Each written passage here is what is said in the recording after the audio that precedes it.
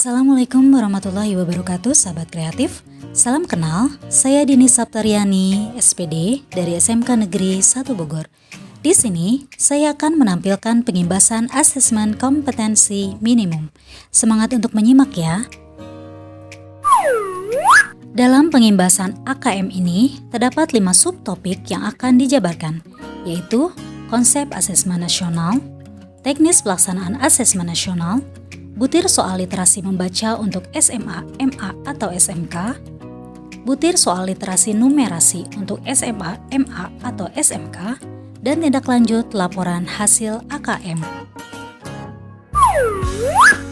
Pada konsep asesmen nasional dilatar belakangi hasil PISA 2018 yang menginformasikan bahwa literasi membaca, numerasi, dan sains pelajar Indonesia rendah. Oleh karena itu diperlukan reformasi asesmen sehingga asesmen nasional diberlakukan dan UN atau ujian nasional dihapuskan.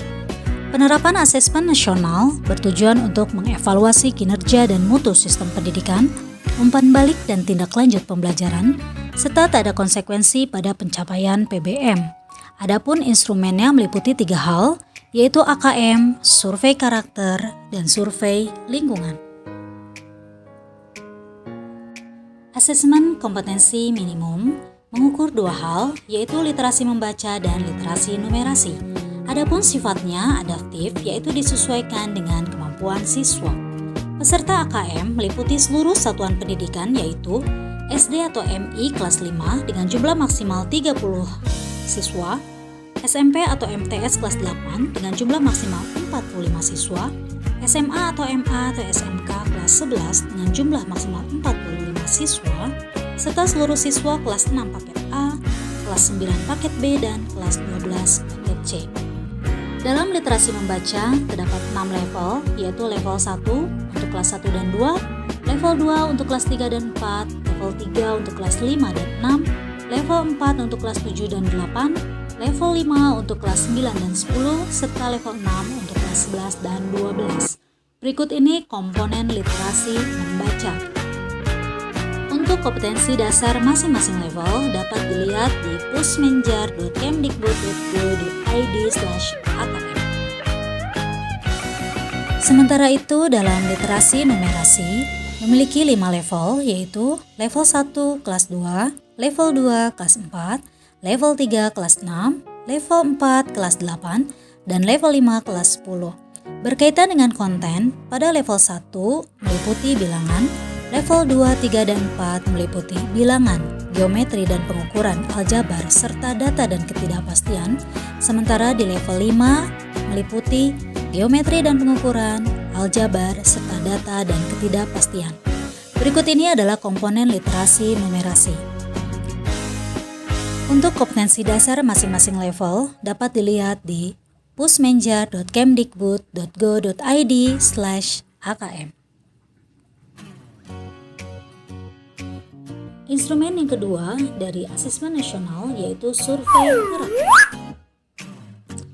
Survei karakter merupakan asesmen yang mengukur sikap, nilai, keyakinan, kebiasaan yang mencerminkan karakter siswa.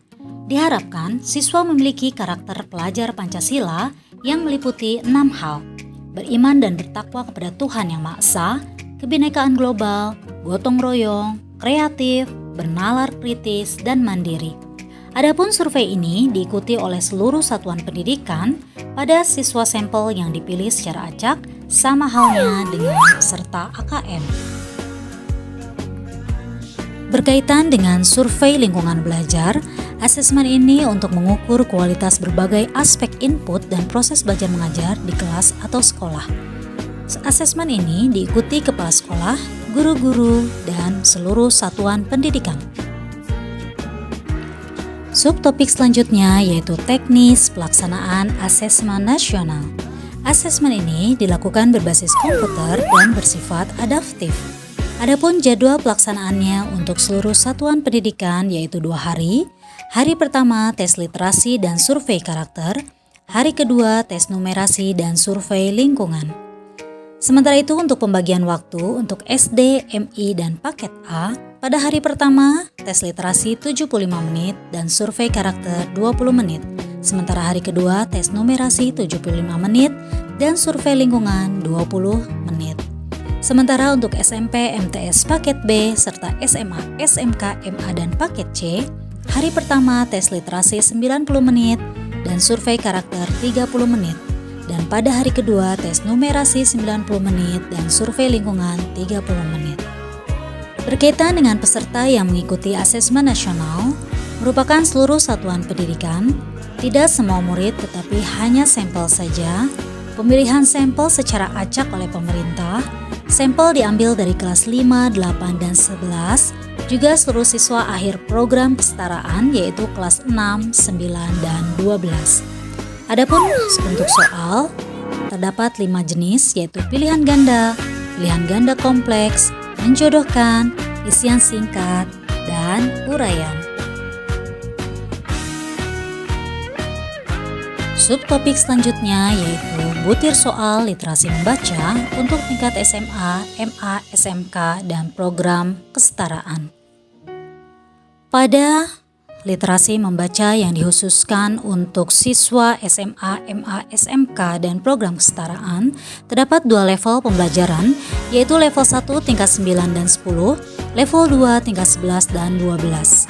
Adapun langkah untuk membuat butir soal ini yaitu 1. Pahami kompetensi literasi membaca siswa. Yang kedua, setelah memilih teks bacaan sesuai dengan level kompetensi siswa, pilihlah salah satu kompetensi yang ingin dikembangkan dan dievaluasi. Ketiga, dari kompetensi literasi tersebut, cobalah membuat soal dengan bentuk yang berbeda-beda berdasarkan teks yang dipilih. Subtopik selanjutnya yaitu butir soal literasi numerasi untuk tingkat SMA, MA, SMK, atau program kesetaraan. Literasi numerasi ini terdapat 1 level pembelajaran, yaitu untuk tingkat 10. Adapun langkah-langkah membuat butir soal ini yaitu 1. Pahami kompetensi literasi numerasi siswa. Yang kedua, setelah memilih teks sesuai dengan level kompetensi siswa, pilihlah salah satu kompetensi yang ingin dikembangkan dan dievaluasi. 3. Dari kompetensi literasi numerasi tersebut, cobalah membuat soal dengan bentuk yang berbeda-beda berdasarkan teks yang dipilih. Subtopik selanjutnya yaitu tindak lanjut laporan hasil AKM. Berdasarkan laporan ini, guru dapat melihat tingkat penguasaan kompetensi siswa. Adapun tingkat penguasaan kompetensi literasi meliputi perlu intervensi khusus, dasar, cakap, dan mahir. Dengan detail tingkat kompetensi seperti yang dapat dilihat pada tabel. Sementara itu, untuk tingkat penguasaan kompetensi siswa numerasi meliputi perlu intervensi khusus, dasar, cakap, dan mahir. Adapun detail tingkat kompetensi seperti tampak pada tabel.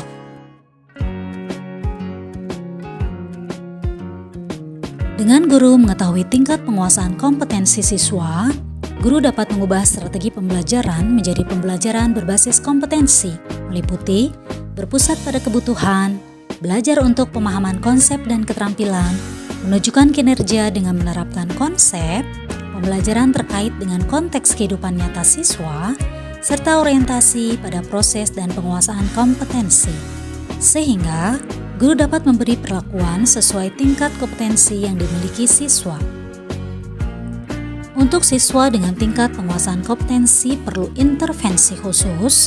Sebagai pemula, siswa biasanya memiliki persyaratan belajar yang sama dan perlu mempelajari keterampilan dan konten yang sama.